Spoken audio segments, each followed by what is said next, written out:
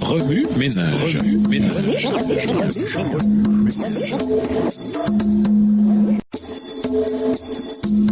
Remue ménage.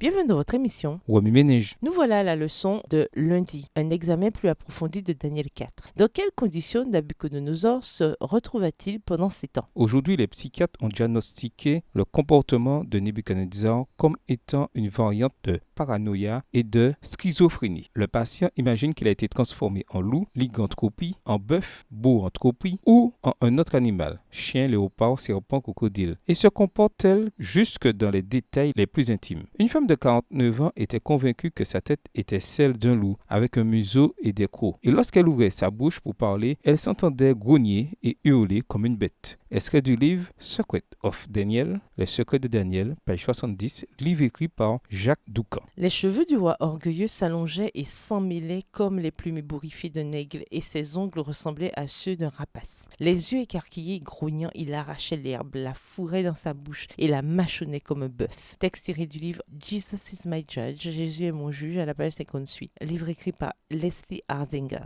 Comment concilier la nature aimante de Dieu avec le fait qu'il ait transformé Nebuchadnezzar en une bête pendant 7 ans? Une vie de bête pendant 7 ans. Ce châtiment semble bien dur. Certains ont fait circuler l'idée fausse que Dieu ne discipline pas, que Dieu ne tue pas. C'est là une fausse vision qui réduit l'amour à un sentimentalisme et à une perversité pure et simple. Si nous définissons l'amour à partir des Écritures et non de la culture populaire, nous verrons une image de l'amour de Dieu qui est le mélange parfait de justice et de miséricorde du point de vue de l'éternité. L'histoire de Nebuchadnezzar révèle la perspective éternelle de Dieu, à savoir sauver le roi pour l'éternité après lui avoir infligé l'inconfort temporaire d'une vie de bête pendant 7 ans. Du point de vue de l'éternité, 7 ans de vie animale était la chose la plus aimante que Dieu pouvait faire, comme l'a déclaré C.S. Lewis. Dieu murmure dans nos moments de plaisir, parle dans notre conscience, mais crie dans nos douleurs. Extrait du livre The Problem of Pain, le problème de la souffrance, de C.S. Lewis, page 91. Cela ne veut pas dire que toute circonstance désagréable, épreuve ou calamité soit une intervention de Dieu pour attirer notre attention. L'ennemi de nos âmes doit être pris en compte. Cependant, nous ne pouvons manquer l'enseignement de Daniel 3, à savoir que le premier et le plus important objectif de Dieu pour notre vie, c'est de nous sauver pour l'éternité. Tout le reste est secondaire. Dieu est disposé à permettre un inconfort temporaire si cela nous amène à accepter son salut éternel. Si nous nous laissons absorber par nos intérêts matériels au point de négliger la prière, le Seigneur nous débarrassera peut-être de nos idoles, qu'il s'agisse d'argent, de maison ou de terre fertile.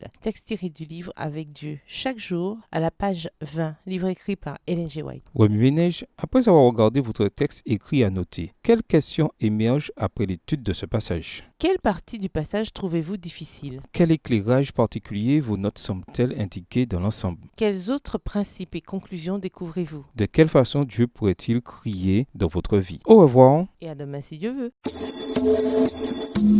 Remue ménage. Remue ménage.